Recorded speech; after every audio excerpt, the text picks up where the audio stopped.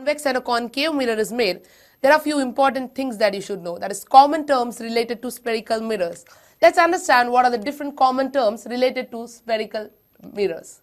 First thing I'll show you, this is the transparent sphere, right? Then if I take a transparent sphere, I can make two mirrors out of it, convex and concave.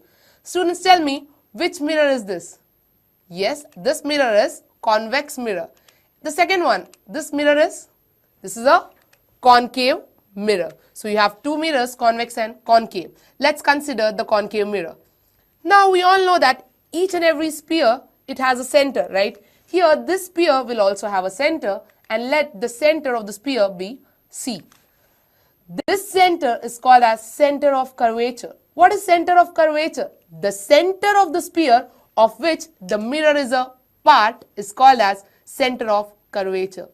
So the center of the sphere of which the mirror is a part is center of curvature. Coming to the next part, that is pole.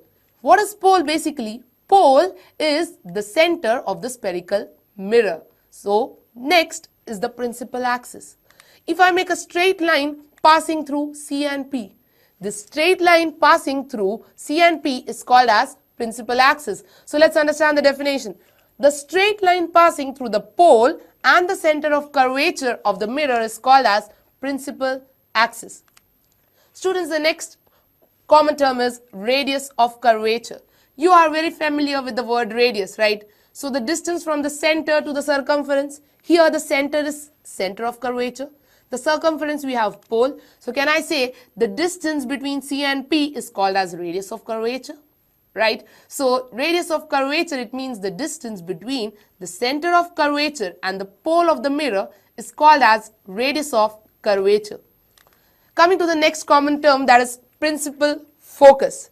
You hear this word frequently, right? Focus, students. What do you mean by the word focus? Focus means to concentrate. Let's understand this. In spherical mirror, what is principal focus? Now, first we'll understand principal focus for concave mirror. I take this concave mirror. What is C? It is center of curvature, right? Next, P stands for pole, and a straight line passing through C and P is called as principal axis. Now students, when rays of light parallel to the principal axis, right, when they hit a concave mirror, you know concave mirror is which kind of mirror? It is a converging mirror, right? So the rays will converge at a single point. So can I say after reflection, what happens is the rays will meet in front of the mirror at a single point. That single point, students, is called as F, or focus of concave mirror. So where all the reflected rays meet, that is called as focus. So how to define principal focus? The rays parallel to principal axis get reflected from the mirror and meet in front of the mirror at a single point.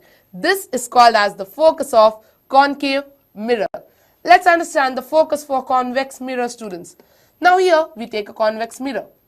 Next, C is center of curvature. Next, P is pole, and the straight line is called as principal axis. Now students, rays parallel to the principal axis, you can see the rays are parallel to the principal axis. After reflection, the rays will diverge, right? So the rays go away from each other. Now if I want to make the rays meet, what I do is, you have to extend it behind the mirror. Then you can see that the rays are meeting behind the mirror. The point where they meet is called as focus. So we say, after reflection, the rays appear to meet behind the mirror at a single point. They are not actually meeting. We are making them meet, right? So we say they appear to meet behind the mirror. So let's see the definition for principal focus of a convex mirror. It says the rays parallel to the principal axis get reflected from the mirror and appear to meet behind the mirror. It is called as focus of convex mirror. Coming to focus of convex and concave, how are the focus? Now students, in concave mirror, you saw that the rays are actually meeting, right? The rays are meeting in front of the mirror. So we say, as the rays actually meet, it is called as a real focus.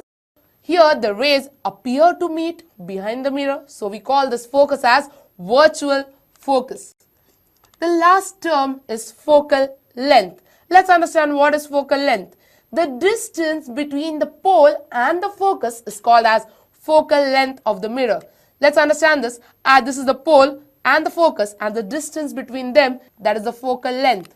Again here, the distance between pole and focus is focal length. Now remember students, if you measure the distance between C and F, again it is same. So I can also call the distance between center of curvature and focus as focal length. But you all know that the distance from C to P, that is center of curvature, to pole is nothing but it is radius of curvature. So can I say radius of curvature is twice that of the focal length, or in simple term, focal length is half the radius of curvature.